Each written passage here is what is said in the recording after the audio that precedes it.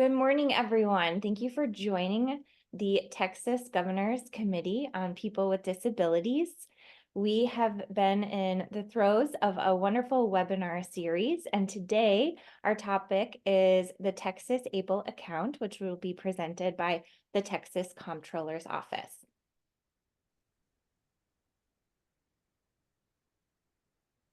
About GCPD. The Governor's Committee on People with Disabilities, GCPD, has a mission to further opportunities for persons with disabilities to enjoy full and equal access to lives of independence, productivity, and self-determination. GCPD recommends changes in disability policies and programs in the areas of accessibility, communication, criminal justice, education, emergency preparedness, employment, health, housing, transportation, and veterans.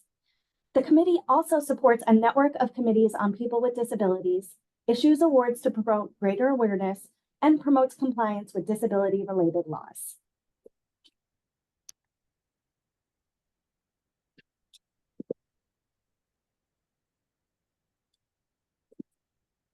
Before we get started, if you have any questions, we will not be using the chat function. Please go ahead and use the Q&A tool in Zoom, and we will answer as soon as possible. Also, a recording and a transcript of this will be available on the website. You will receive an automatic email from us when the recording is made available. And also, you will also receive a survey, and we appreciate any of your feedback on this webinar series. All right, and without further ado, I turn it over to the Comptroller's Office. Good morning. Thank you so much for having us here today. My name is Anna Millette. I am an outreach specialist for the Texas Achieving a Better Life Experience, or the Texas ABLE program. I work for the Texas Comptroller's Office here in Austin, and I am actually joined by my colleague, Vanessa Goodson, and she and I make up the outreach team for the program. And so our job is to do exactly what we're doing today, to talk about the program, to travel around the state, working with individuals with disabilities, their families, different partners and disability associations, to educate folks about the program and inform them about all the benefits of the program, and hoping that it will be able to have an impact on you or a loved one or someone that you know. So again, thank you for having us here today. What I plan on covering this morning, if we want to go ahead and advance that slide, that'd be great. Our agenda for today, I'm going to talk a little bit about ABLE, right? What is ABLE? I mentioned what it stands for, but we're going to talk a little bit about where it came from and how it came to be. We'll talk a little bit about the basics of the program, so such as who is eligible, how much can you contribute, what are the different savings and investment options. And then the second half, we'll talk a little bit about the Texas program specifically. So we'll talk about how to get started, and then using and managing that account. So we'll leave you with some resources as well, which can all be found on our website. And as it was mentioned earlier, as far as the Q&A, feel free to put those questions in the Q&A box along the way. And Vanessa is going to be working and trying to answer those questions as we go along. And then if we need to go back at the end for any clarification, we'll certainly do that as we get towards the end of the presentation. So let's get started. So before we begin, you know, whether I'm on a webinar or whether I'm talking to a room full of individuals, I have to let you know that the information that you're going to hear today is really high-level information about the Texas ABLE program. We can't provide legal or tax advice. Some of the things that we'll talk about in a little bit involve investments and savings, and so there's strict rules against that. So we have to let you know right up front, and also all the rules and regs on our program can be found on our website in our program disclosure statement and participation agreement. So you can read everything you need to know in that document on our website. Next, please. So let's talk a little bit about the history of ABLE. I mentioned earlier that ABLE stands for Achieving a Better Life Experience. The program itself was started on the federal level, called the ABLE Act, and it was passed back in 2014. It was named after a gentleman by the name of Stephen Beck. He was a disability advocate, but he was also a parent of a child with special needs. And so the story is Stephen, along with some other families and parents that had kids with special needs, were talking about long-term saving strategies for their children, right? How are we going to be able to save long-term and keep eligibility for important benefits that we're going to need? We may not be receiving now, but we may receive in the future. So, and so what they did is they lobbied to create the law. It took about 10 years to pass, but it truly was a game changer. And what it did was it created a new way for families to save, for individuals to save their own money in a tax-advantaged account, using that money for disability expenses, right? Expenses related to their disability, all while keeping their eligibility for certain benefits, public benefits. So this is supplemental security income, Medicaid, right? It truly was a game changer for the way folks can save. One of the other things that the law did was it created it authorized states to administer the programs. This is important because the only way an individual can enroll in a program is through a state-administered agency. And so here in Texas, we administer that program here, or administer the ABLE program through the Comptroller's office. So you can't walk into a Wells Fargo or a Chase Bank. They are not able to open an ABLE account for you. The only way you can do it is through texasable.org here in Texas. So just FYI, lots of information, but again, truly changing the way people can save. If you can advance that next slide, please. And again, the game changer. And this is why, right? This is why this is a game changer, because prior to ABLE, individuals with disabilities could not have more than $2,000 in resources, or they would lose eligibility for critical means-tested government benefits. Now, after the passage of the ABLE Act, those individuals who are receiving those benefits can save up to $100,000 in that ABLE account, in addition to the $2,000 in resources. So essentially up to $102,000 without impacting their benefit eligibility. Huge, absolutely huge. If we can advance to the next slide, please. I mentioned earlier that they're state administered ABLE programs. So there, as of today, or as of June 30th, excuse me, there are 48 states that have ABLE programs. There is an organization called abletoday.org, and I'm going to give you that at the very end of the presentation. But they are they're an online clearinghouse for everything ABLE related. You can go on there and find out information about other states that have their ABLE programs. They have very good white papers and webinars on just ABLE 101. But you'll see here, 48 states, over 171,000 ABLE accounts have been established throughout the US, and 1.92 billion invested. And so the average account holder has just over $11,000 in their ABLE account. So we work very hard to work with these other states to promote the programs, obviously here in Texas, but on a nationwide level as well. Go ahead and advance, please. And so So we'll talk a little bit about, I mentioned earlier, these are tax advantaged accounts, an ABLE account. They are designed for eligible individuals with disabilities. These are the individual's own private funds, right? So they're intended to supplement any other funds that they may be receiving through SSI or SSDI. One important thing to note is the individual with a disability, or what we call the beneficiary, is always the owner of the account.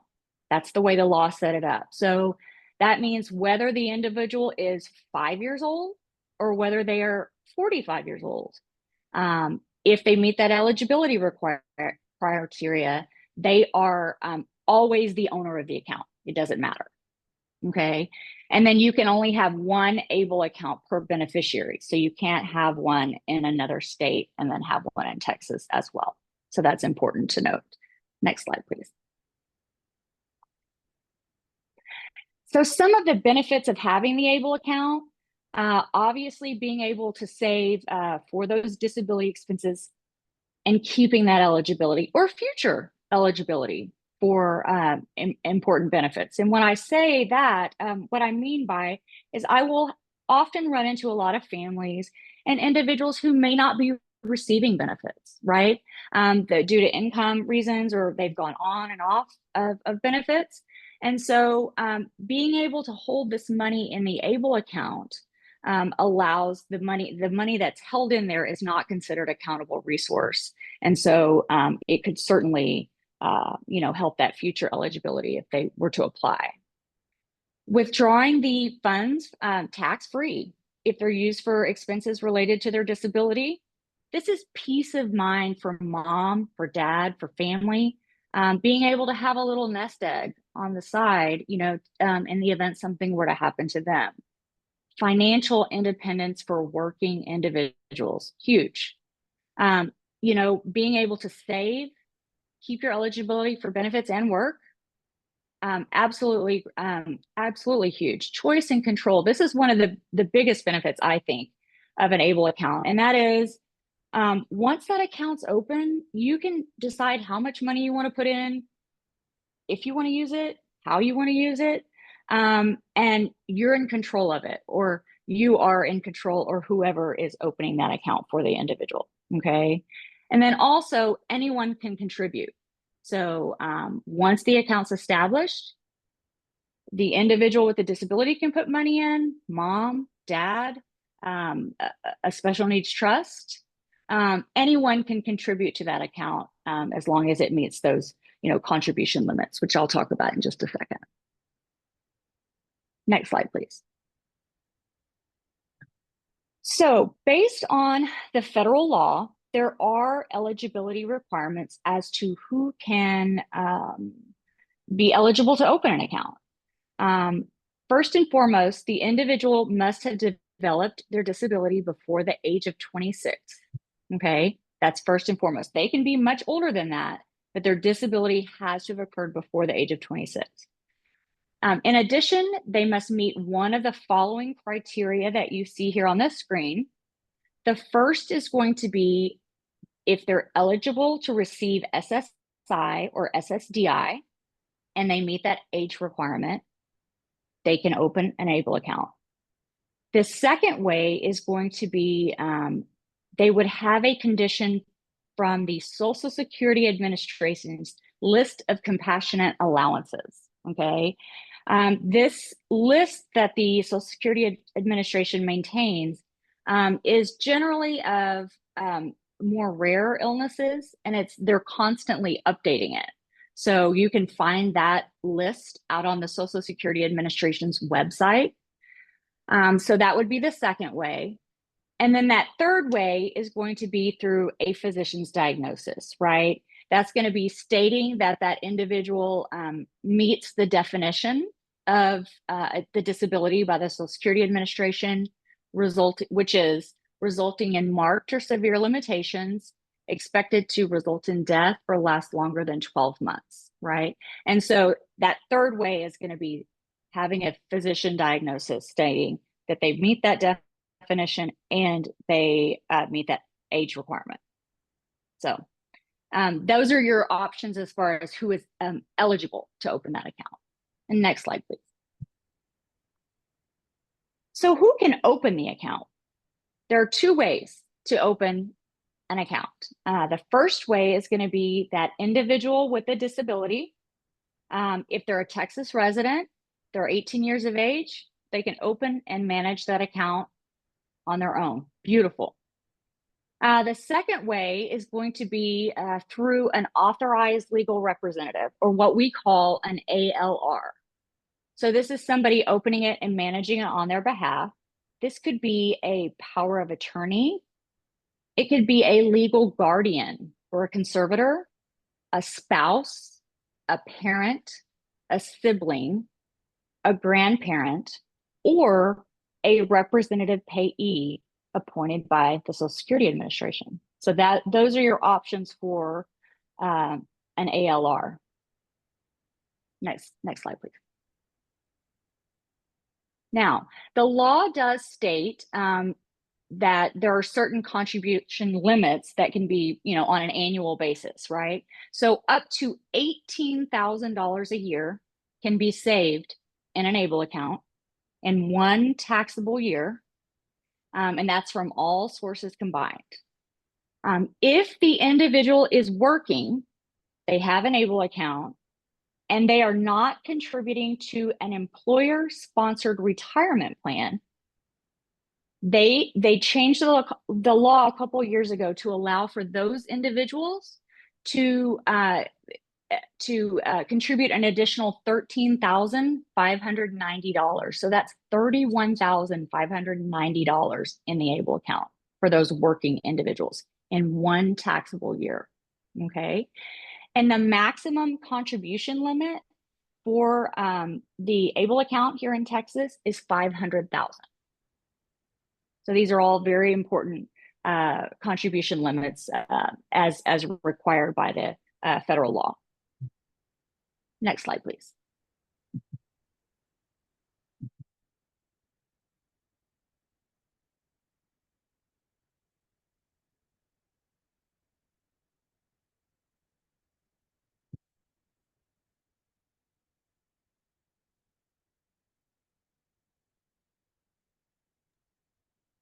It looks like maybe Anna has frozen.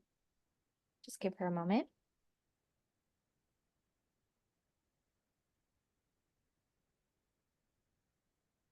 It seems that Anna has some technical issues, so can we pass it over to Vanessa? Yes. Okay, I'm back. I don't know what happened, but are we back?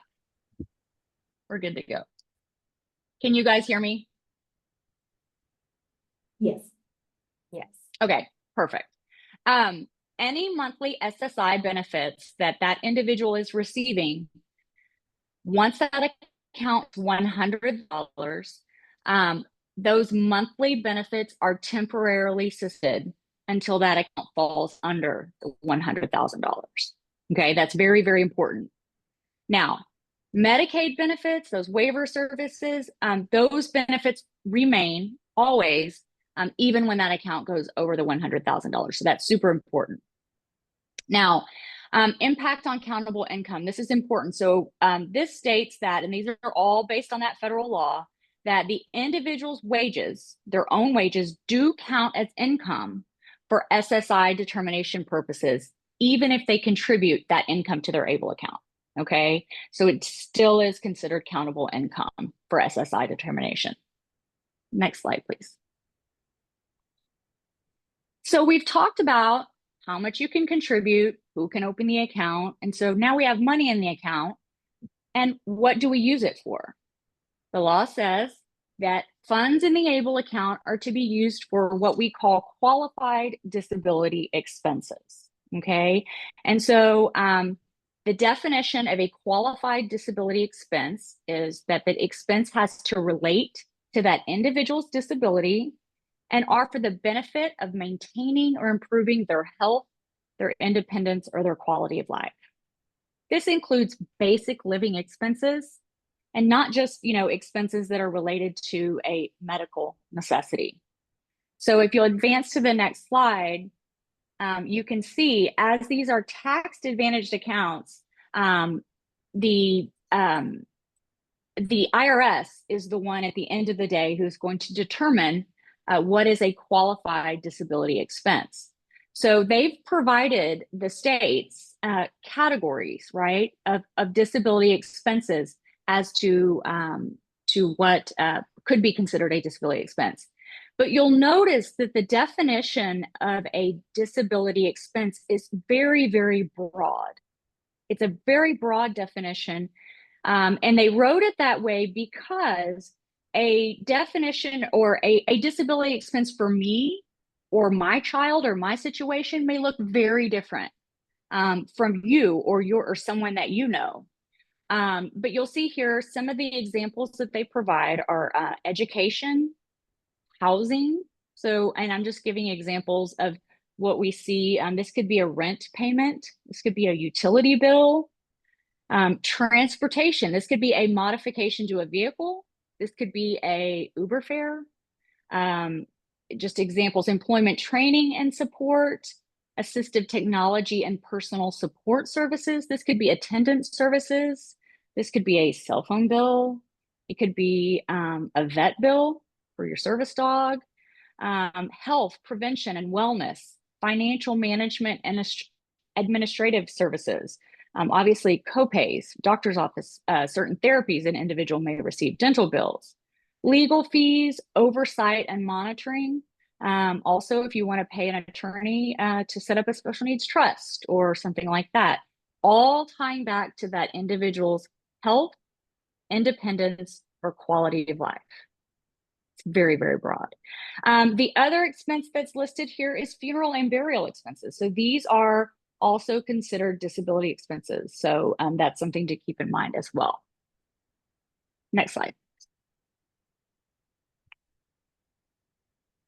So with the ABLE account, and really with any ABLE account, there is a Medicaid payback provision. So this is important for those individuals who are receiving Medicaid. It works a little differently. So let me see if I can break it down for you. So what this payback provision says is that upon the death of the individual with the disability or the beneficiary, that the state has the authority to ask for the particular funds that were paid by Medicaid during the time that the ABLE account was open. Only the time that the ABLE account was open for that individual, not the lifetime of the individual, okay? So, but they will ask for those funds only after a few things have happened. If they've participated in the Medicaid buy-in program, they can deduct any premiums from the account.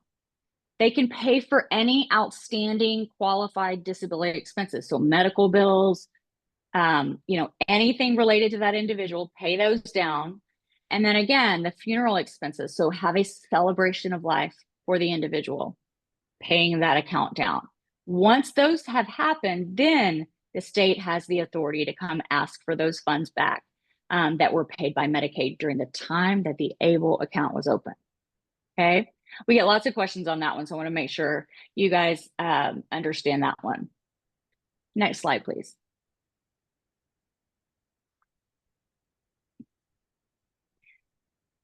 So we have a short little video that we'd like to play for you. And what it does is it provides just a nice overview of what the Texas ABLE program is as far as how to get started. And then we'll cover some of the information after that. You can go ahead and start. Texans with disabilities deserve the freedom and flexibility to save for a better quality of life and to plan for financial independence. But for too long, many Texans with disabilities have faced restrictions on how much money they can save without the risk of losing much-needed means-tested government benefits.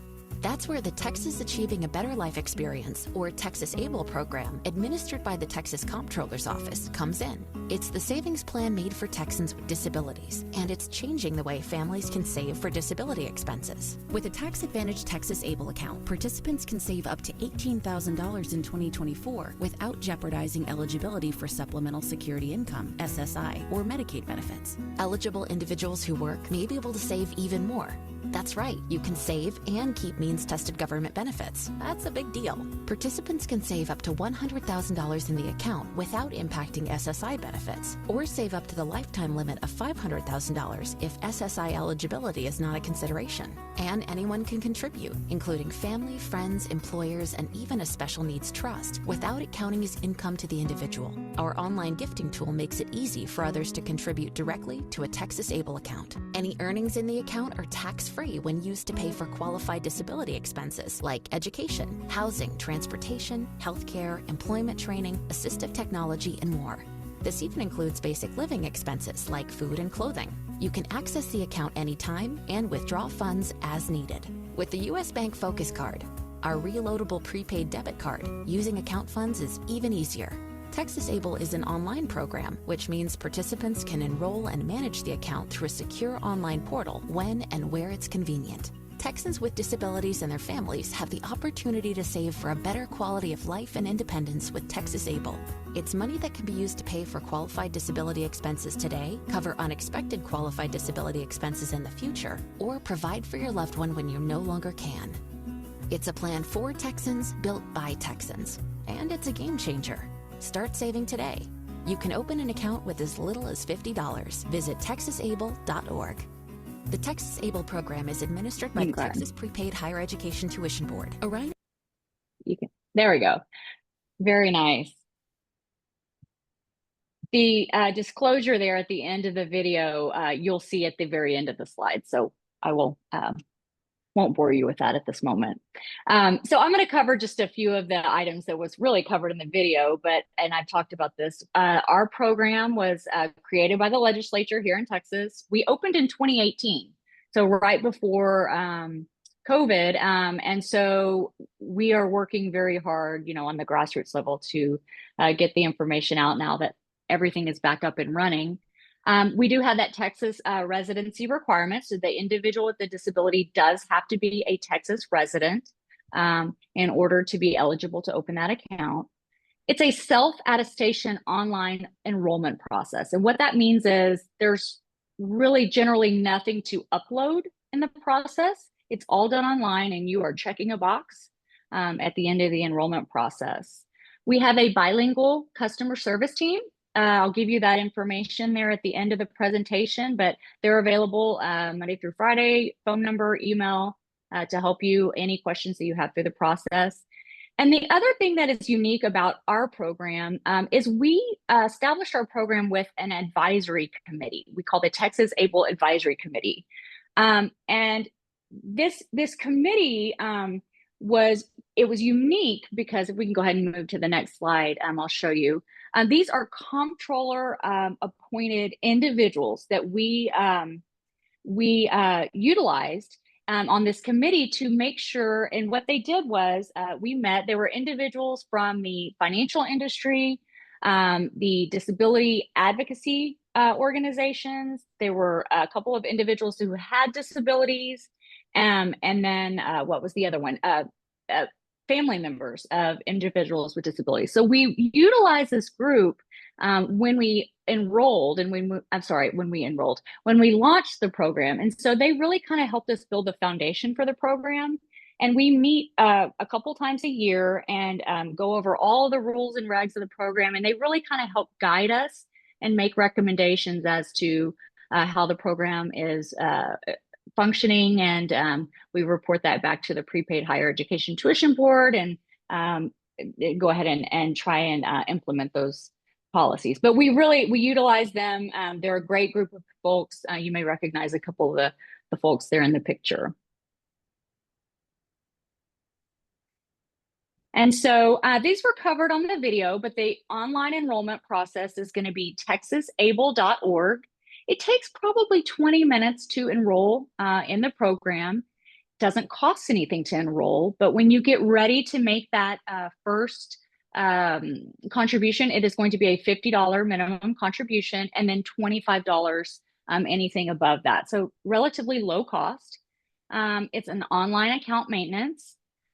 And then also during this enrollment process, this is where whoever's managing that account, opening it, gets to select how they want their funds saved. Okay, if we can roll to the next slide, that would be great. So with the Texas ABLE program, as far as the savings and investment options, when you get to this part in the enrollment process, you will get to select from 5 investment options to choose from. And so these are predetermined portfolios for you. 4 of them are what we call managed allocation options. So they're from aggressive to conservative. And that 5th option is going to be a bank savings FDIC insured option. So you get to, as the individual who's opening the account, whether it's the individual or the ALR, you will get to select how you want your funds saved. So if we can move forward to the next slide, I'll show you, there's a screenshot of, let's see here. There should be a screenshot of, here we go. There we go. Of how, we'll go back one. There we go. Of how to select those investment options through the enrollment process. So the 5 options to choose from, you can choose from one option or a combination of the 5. So you may say, you know what, I want to put 100% of my contributions into the aggressive option. Or I want to put 100%, or I want to put 50% in the FDIC insured and 50% in conservative. And you also get to go online and make adjustments to the way you have any future contributions go in. Up to twice a year, you can make those adjustments as far as selecting those investment options. All of the information on the investment options, as well as the performance history, can be found on our website under the investment section in our website. So I would highly recommend you take a look at that. Next slide, please. This was mentioned in the video, but one of the unique features of our program is we do have an online e-gift tool. Lots of our families take advantage of this tool. And what it is once the account is set up, once the account's set up, the individual who's managing that account can send out an email to family, to friends, really anyone. And what it does is it sends them an email and invites them to make a secure contribution back into that ABLE account, right? Because when we make the secure contribution back into that ABLE account, it's putting money in that account without handing money to the individual. Because when we hand money to the individual, it counts as income for them. So this is a great tool for holidays, for birthdays, a way to get that money back in the account, and have it do with their investment options as well. So lots of our families utilize this. Next slide, please. So once the account is set up, using the account is relatively easy. It is all done online. As far as making a contribution into the account, you can certainly write a check, mail it into the program. That is one option. You can set up a payroll deduction. So you could do all or a portion of payroll of your check to go directly into the ABLE account. You can set up an electronic funds transfer. So that is, for example, you may have a personal Wells Fargo account. You would make an electronic contribution into that ABLE account through that EFT process. Or some families will elect to do an automatic investment plan, or what we call an AIP. That is simply setting up reoccurring contributions. So every quarter, you may want to put in $200. Every week, you may want to in $50, just really depending on your situation and how you're planning on using the account. Families who have college savings 529 accounts, can actually roll over funds from a 529 college savings account into a 529A, is what we call ABLE account, which is, and I don't think I covered this in the very beginning, so let me just talk about that really quick. 529 college savings. We are saving tax-free for higher education expenses, college expenses. 529A, ABLE, they are sisters in the tax code. So ABLE accounts are used tax-free for disability expenses, including education, but anything related to that individual's disability. So they changed the law to allow for, if you have a 529 account, you can roll over tax-free into the 529 account. And of course, up to that $18,000 contribution limit. So that's important to note. And then online e-gift tool, I mentioned that, and you can actually contribute from a special needs trust. We do see some families that will work with their attorneys to have monies funneled into their ABLE account from their trust. So that's another option. As far as withdrawing money from the account, okay, so you've got your money in the account, everything is done online. You can certainly execute a check if you'd like, to have the check come out of the account and paid for that disability expense. You can make a withdrawal from the account. Take that withdrawal out, $500, put it back into a personal checking or savings, and pay for the expense that way, the disability expense that way. But I will tell you that most of our families, and what we see the most convenient way, is to utilize our prepaid card. So we do have a prepaid card with US Bank. It's called the Prepaid Focus Card. And if we go to the next slide, please, let's see. And so what this card is, it's for Texas ABLE account holders. It's only to be used for Texas ABLE account purposes. The individual who's managing the account goes in, they make that online withdrawal, and it goes out there onto the prepaid card. The money lives out on the prepaid card. And then that individual can go out into the world, whether it's online, wherever Visa is accepted, and pay for those disability expenses. It doesn't cost anything to have a Texas ABLE Focus Card. And through US Bank, they have a really good mobile website, mobile app, and online website. So you can go in and look at any time, the transaction history, the balance on the card. And it's just a way to keep all those funds and track of them through using that card. Next slide, please. So a couple of things to keep in mind as far as withdrawals. So we talked about, the funds in the account are to be used for what we consider a qualified disability expense. So at the end of the day, as these are tax advantage accounts, the IRS does have the authority to come in and audit an account, right? Just as if you had a college savings account and you're using it for higher education, they can certainly come in to verify that that's what you're using it for. Same with the ABLE accounts. So in the event that the IRS were to ever find that there was a withdrawal that was not qualified, you do have to pay income tax on that particular withdrawal, right? Plus a 10% penalty on that withdrawal. An example, usually when I'm out talking to a parent, they will go, can you give me an example of what would be considered a non-qualified withdrawal? And generally, the example I give is quality of life expense. You're going on a vacation, right? You're taking your family. You have a child with a disability with the ABLE account, Sally and Bobby. Bobby's your other sibling. So you're paying for, your other child. So you're paying for expenses to go on this vacation. You pay for Sally's expenses from the ABLE account, and you accidentally pay for Bobby's expenses as well. Bobby's expenses, withdrawals, are going to be considered a non-qualified withdrawal because it's not for the benefit of Sally. Does that make sense? So that would be an example I give. But at the end of the day, whoever is managing that account, and just here on the slide, it says they're responsible for maintaining those records, determining if it's a withdrawal is qualified or non-qualified, and keeping all of those records So that is the beauty of the program. We're not in the business of approving or denying how those funds are used.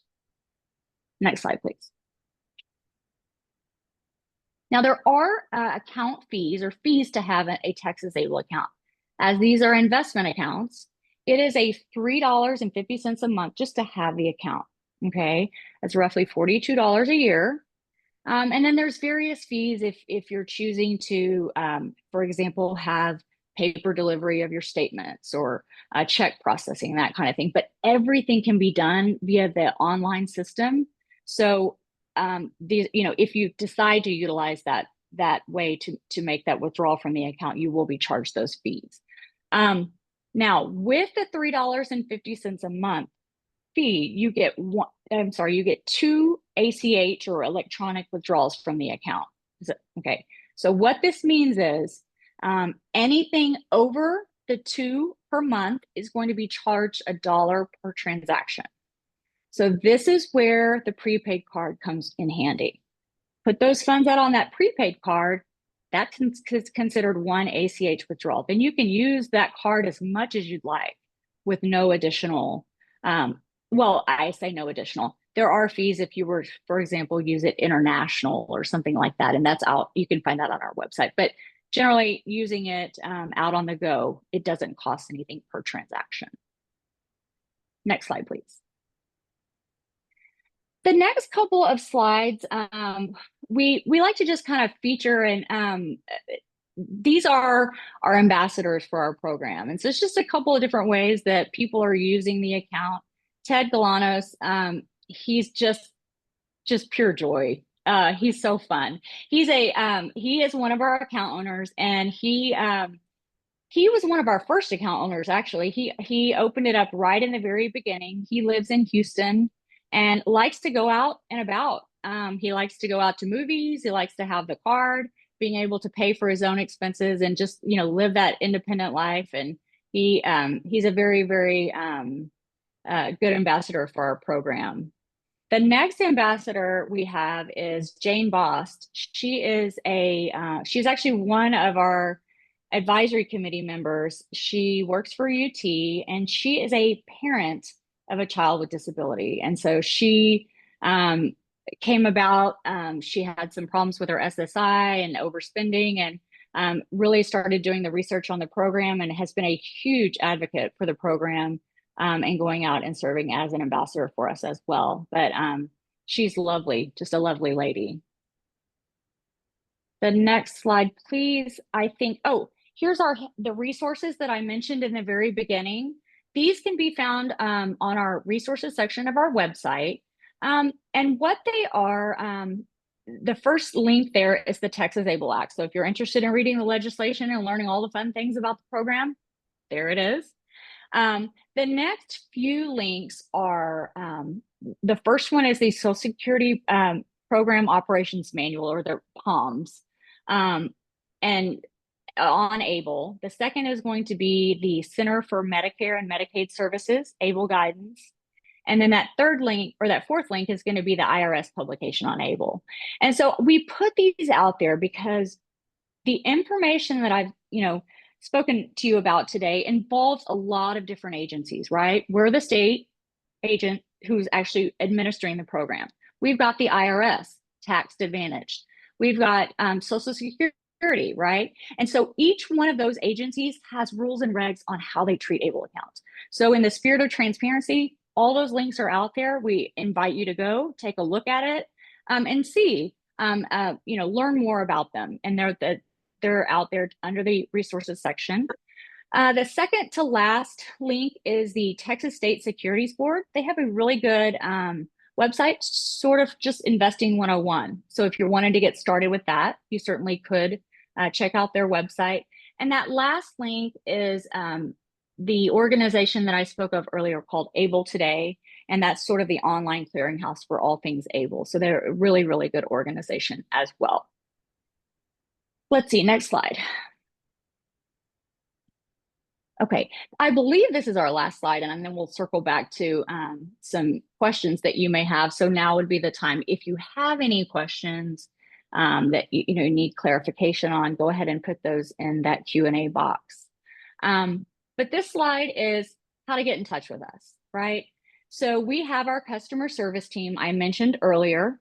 They are available Monday through Friday, 8 to 5, via email and phone. And I'm going to go ahead and give that information out to you now. Their phone, they can be reached at 844-489-2253. And the customer service email is going to be customerservice@texasable.org. And then the second item here is information on our outreach team. So that's me, that's Vanessa. And so we understand we have a lot of associations on this call. We have a lot of partners that we would love to work with you. So we would love if you'd reach out to us. If you have opportunities, events, webinars, really, we are the boots on the ground. So if there are opportunities we can come present to your committee, we travel all across the state. So reach out to us. You can call at 512-475-5331, or you can email us at texasable@cpa.texas.gov. Okay, so please reach out to us. And then also, the other item here on the screen is viewing our webinar schedule. Every month we do a webinar on Texas Able. So if you go to our website under the events page, sign up for one of our webinars, spread the word. We're constantly trying to get the information out. So we appreciate you and your expertise and your network to help us get the information out about Able. I talked really fast, and that was a lot of information. It is 10:46. I believe we do have an hour. So if there's anything you guys need clarification on, now would be the time. Vanessa, how is the chat box looking? Or excuse me, the Q&A box. Yes, we have a few questions I'm working on. Okay. One that I just answered that maybe you can cover too, because this is a question that's newer. Can you contribute to the ABLE account even if they have a healthcare HSA and a dependent care contributions? That's the first part of the question. And then can they still contribute? Does that impact the contribution limits for the ABLE account? I did answer it, but if you want to go ahead and answer that for everyone. Yeah, you certainly can have an ASA and a health savings account. Those are two separate things. The ABLE accounts, set up by that federal law, it's a 529A, completely different savings option. So certainly you could have both. The next question, they would like to know how they report this to the SSA office and what kind of paperwork would they need to bring. I'm answering in the comments, but if you want to go ahead and cover that one. No, this is great. Yeah, this is a good question. We often will get questions about this. So as a state program administrator, we are required by law to actually report our accounts to the Social Security Administration. So I believe it's every month that we do. So they do know our account holders, they know the beneficiaries, they know the amounts that are in those ABLE accounts. So in answer to your question, we do that report for you. I understand that there's certain paperwork that you have to fill out when you do like Medicaid waiver renewals and that kind of thing. And again, I'm not a benefits advisor, so my disclaimer in the beginning. So you can certainly list that ABLE account on your paperwork. Again, the funds up to $100,000 in that ABLE account are not considered countable resources for SSI determination purposes. And then remember, it's $18,000 per taxable year. Hope that answered your question. Let's see. Any other questions do we have? I think you're on mute. Yes. Okay. Oh, Matt has a question. Okay. My question is in regards to the contributions. You mentioned $25 per month. And I'm wondering if that individual does not have a stable source of income to be able to meet that requirement. And what if there's maybe a month in which they're unable to make that contribution? Is there any penalty for that? Oh, that's a great question. So let me clarify. It's 50 once the account, to go through the enrollment process, you don't have to make a contribution when you first enroll into the program. So the account, once it's inactive past 90 days, it's going to close. So if you have not made that first $50 contribution within 90 days, it will close. But above that, beyond that, what you would want to keep in mind is there's no requirement to put an additional amount of money in there. You don't have to. But what you would want to keep in mind is anything you do put in has to be a minimum of $25. But you also want to keep in mind that it is a $3.50 a month to have the account. So you want to you would want to put money in to be able to maintain that. So it's as little or as much as you want to put in. We see some families will open an account and they fund it at $18,000. Like, so you could put $18,000 in January 31st, December 31st. And then January 1 of the next taxable year, you could put another $18,000 in it.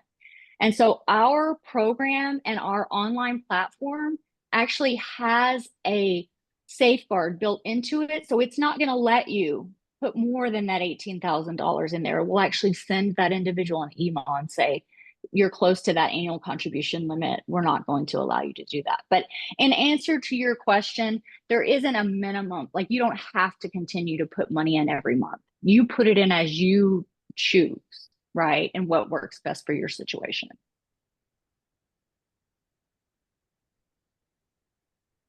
Cool. Any more questions?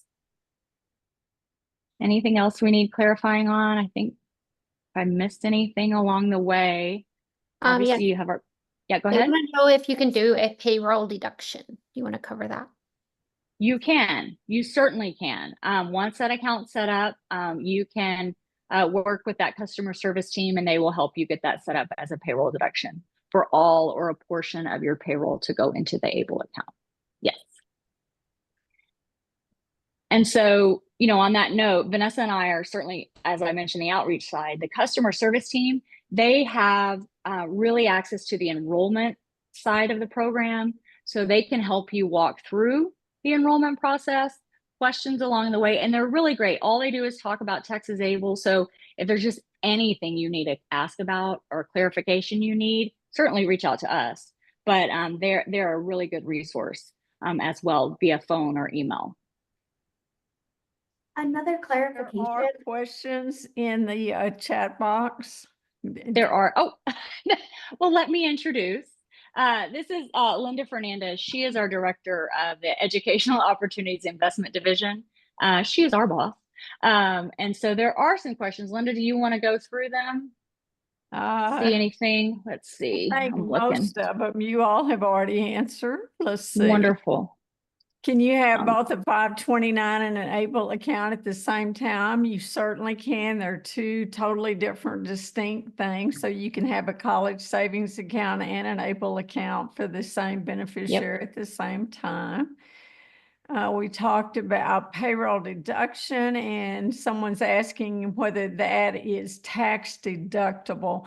All contributions are post-tax. Only the earnings are tax deductible or tax deferred, tax advantage. So when we talk about earnings, we're talking about the difference between what you contributed and when you withdraw those contributions. If there are any earnings on those contributions, you wouldn't have to pay tax on those as long as they're for a qualified expense. So let's see what else we got.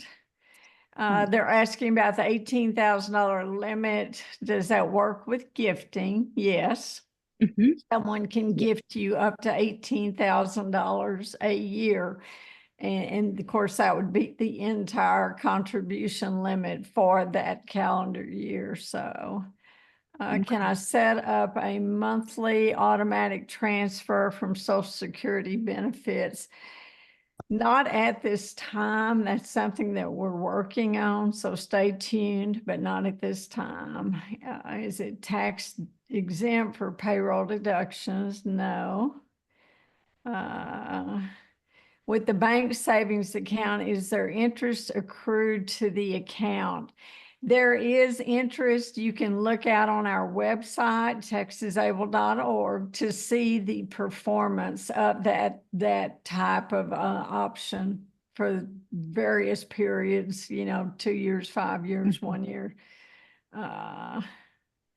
Since it's called an investment account, does it gain interest? Again, look out at that performance information. Like any investment, there is risk, but you can look out on our website at that performance to see the historical earnings on those accounts. So what if and Vanessa, looks like you're answering this one. What if the condition develops before age 26, but the symptoms do not cause severe limitations until after age 26? The condition, gosh, so that's a very technical question, a very good question. You'd probably want to talk with your Social Security people about that one, I'm guessing, to make sure you don't do anything that impacts those benefits. There is a change in federal law that goes into effect in